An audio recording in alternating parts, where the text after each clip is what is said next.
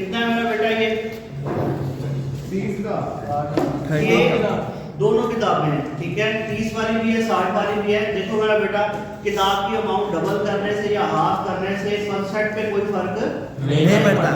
तो मेरे पास चूंकि 60 वाला है तो मैं 60 के हिसाब से करूंगा, और जिनके पास 30 है वो नहीं बोलेंगे। उसकी वजह ये है कि अगर हमने कोई डाटा 60 वाला कोई 30 वाला लिखा फिर आंसर नहीं आएगा, मैं फिर वहां पे परेशानी हो जाएगी। तो बेटा हमारे पास balance as per the cash book कितना है 60,000, और कैश बुक का बैलेंस हमेशा कौन सा बैलेंस होता है? डेबिट। शाबाश। कैश बुक का बैलेंस हमेशा कौन सा बैलेंस होता है? डेबिट। अगर हमारे पास डेबिट बैलेंस है तो बेटा अब हमारे पास ये वाले रूल अप्लाई करेंगे, ठीक है। कहता है profit account created by the bank 3000। बताओ ये क्या है हमारी? इनकम है। शाबाश। इनकम और रिसीट्स में तो बेटा इनकम डेबिट बैलेंस में क्या होती है? ऐड। इनकम डेबिट बैलेंस में मेरा बेटा ऐड। हम यहाँ पे ऐड कर देंगे और नरेशन देंगे profits credited by the bank.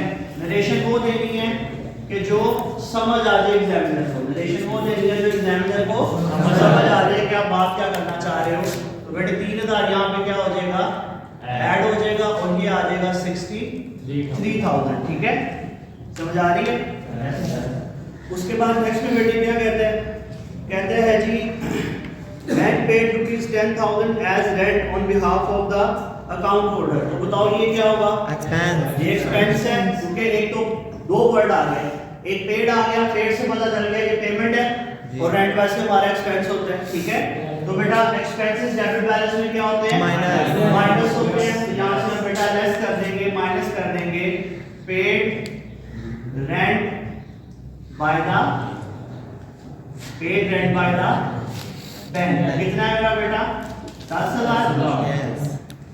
तो यहाँ से माइनस होके हमारे पास कितना रह जाएगा? 53,000। कितना रह जाएगा? 53,000।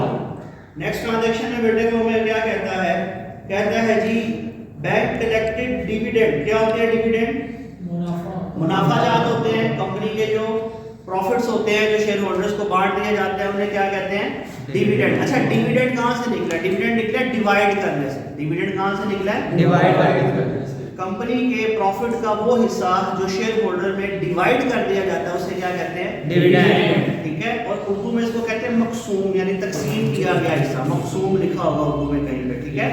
तो डिविडेंड हमारे प्रॉफिट्स है बेटा, इनकम है, और इनकम डेबिट बैलेंस में क्या होती है? ऐड, ठीक है। डिविडेंड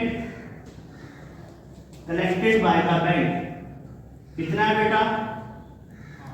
5,000।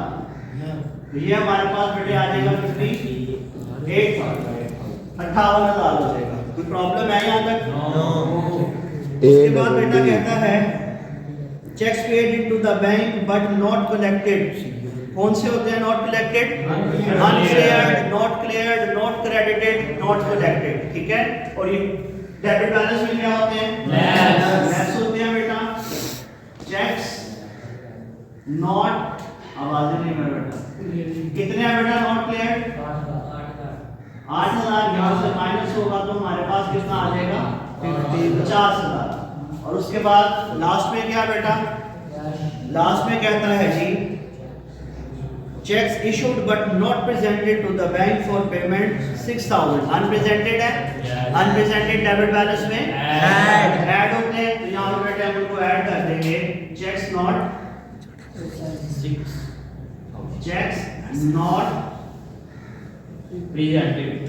presented कितने के? 6,000। तो ये बेटे हमारे पास कितना हो जाएगा? 56,000। चलो ये बैलेंस डेबिट है तो ये वाला भी क्या होगा?